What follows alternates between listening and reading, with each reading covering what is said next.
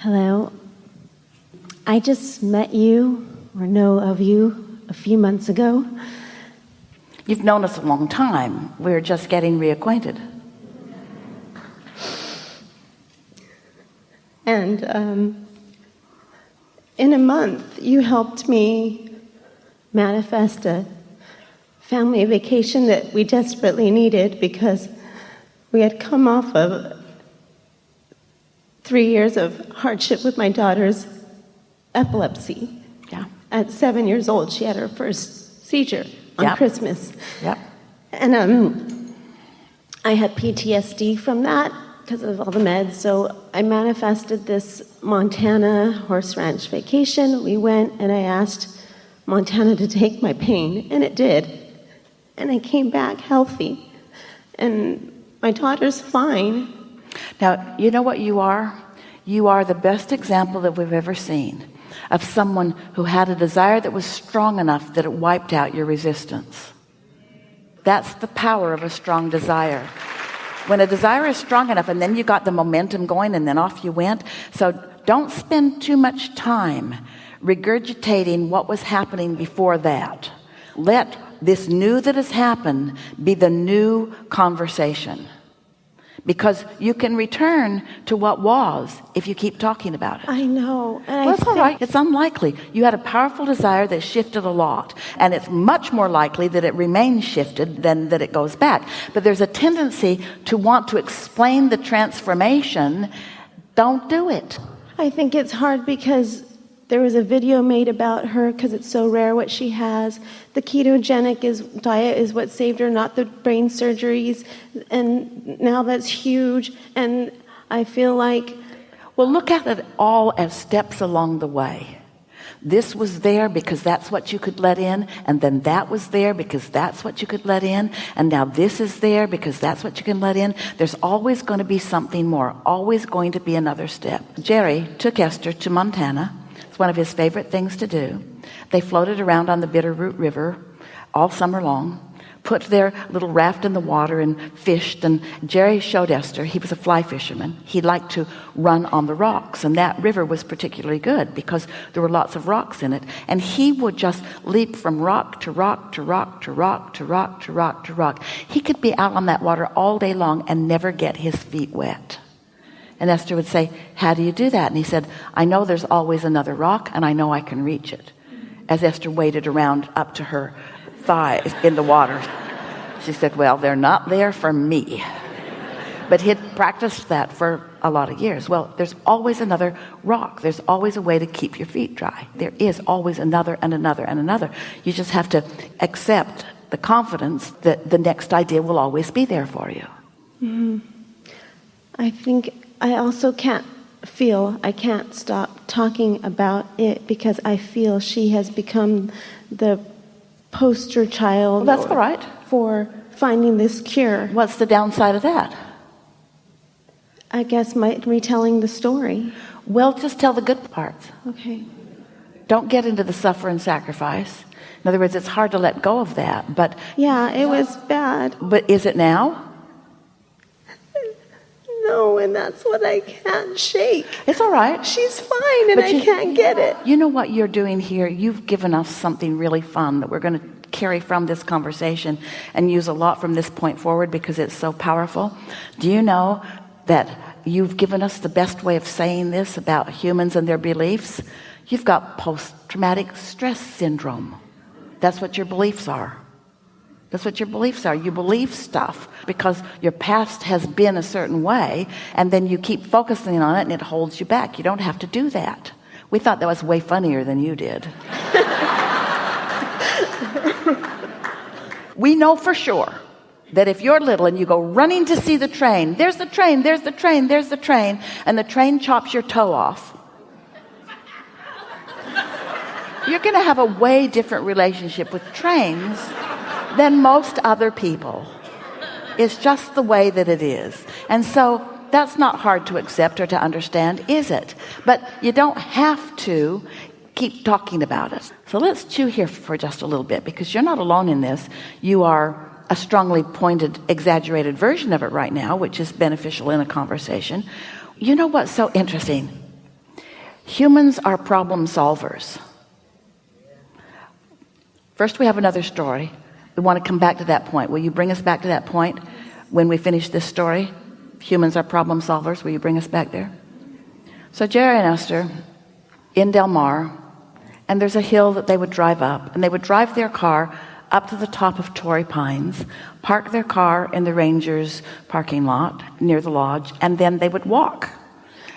And every day as they're driving up, there were walkers who weren't driving to the top, they were walking to the top. So it was really a road for cars, but it was also a walkway for a lot of people. And every day Esther's driving, and every day there are people in the way, and every day Jerry says, honk. And every day Esther says, I can't make myself do that. Because when you are on foot and a car honks at you, it is unsettling. I can't honk. And Jerry'd say, all right, then just follow them up the hill, because they're walking 5 across from each other like there's no cars on the road. And since Esther refused to honk, then it was going to be a slow drive up the hill. So then Jerry went to the bicycle shop and he got a little bell. Ring, ring, ring, ring. And his plan was to find the inconsiderate ones, roll down his window and ring the bell. They were never there again. He never got to ring his bell. It was so disappointing to him. He said, Abraham, what happened to all of them? And we said, when you find the solution, the problem goes away. So, in like manner, now you have a solution. But we want to talk about this just a little bit, because before you could have a solution, you had to have a problem. So you had a lot of investment in it. There was a lot of suffering that happened before the solution. And now you've got the solution, it sort of feels like you want to explain everything that came before the solution. You see what we're getting at? It's sort of like you want to justify the solution by identifying and amplifying the problem. But you really don't want to do that. You just want to go straight to the solution. So many people hold themselves in places that they don't want to be. It's sort of like, I earned this solution, and I'd like to explain to you how hard it was to earn this solution. But in the explaining how hard it was to earn the solution, now you're not a perfect vibrational match to the solution. And you know what made you a vibrational match to the solution? You gave up. You gave the problem a rest. You said, Montana, save us. And what you meant was distract us from the problem. That's a clue. You want to stay as distracted from the problem as you can by reveling in the solution. And do you know what? There are not 2 people on the planet that have exactly the same problem on their way to a solution. So you don't need to keep regurgitating your problem in order to justify your solution, or even in order to explain it. Somebody else can do that. Let somebody else do that. Let somebody else do that is still more a vibrational match to the problem. You are more a vibrational match to the solution.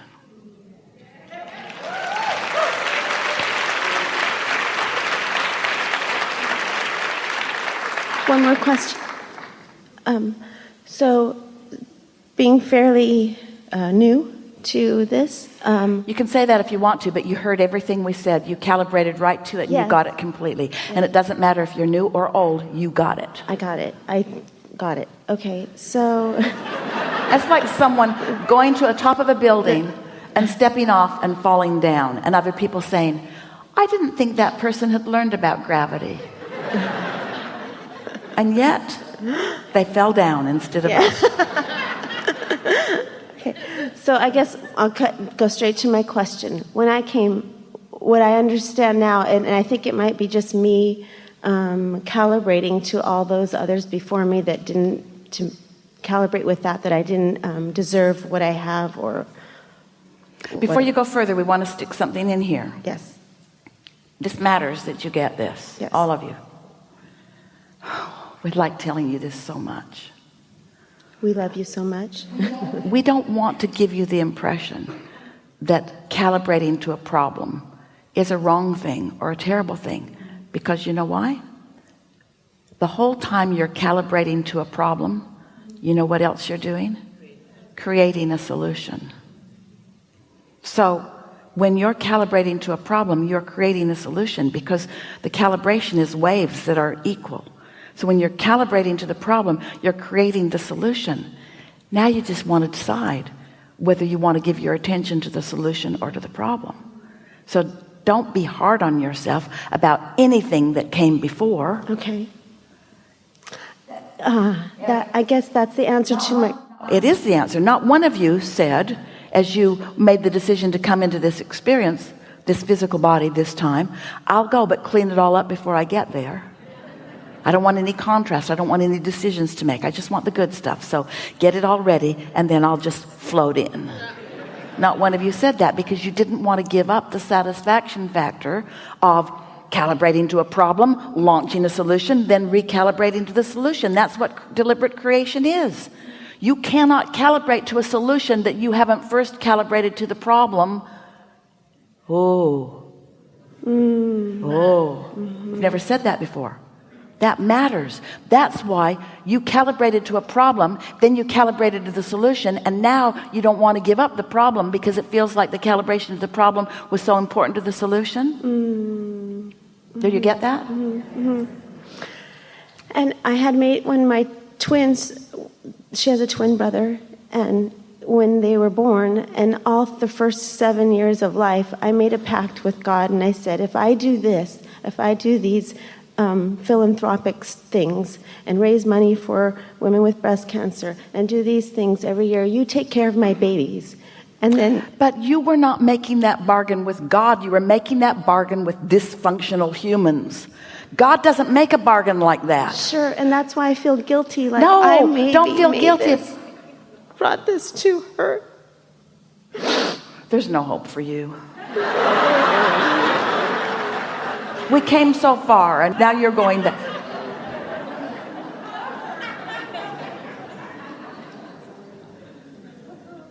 That's just dumb.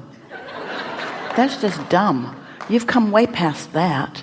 That was just an old thing that you used to say that used to make sense that now doesn't fit at all. Did you feel how weird that was? Are you telling us that the solution wasn't worth that? Are you? I don't understand that question. Well, see, everybody that comes into the physical experience comes knowing that out of it will come desire. Nobody comes saying, I'm not willing to have the experience that will create the desire. All come with a willingness to create desire. And think about it. Can that be wrong? If you are an eternal being, since you are an eternal being, and since desire is born out of contrast, then desire can't be bad. And if desire can't be bad, then the contrast that created the desire can't be bad. So why are you trying to turn your contrast in something that is bad when everything that is physical is about that? Why are you making yourself the exception, you see? Yeah. Old habits. They're old habits that you picked up along your physical trail from other people who are misunderstanding. But now you understand, and that's what this is all about. Maybe you can help break the cycle of the misunderstanding.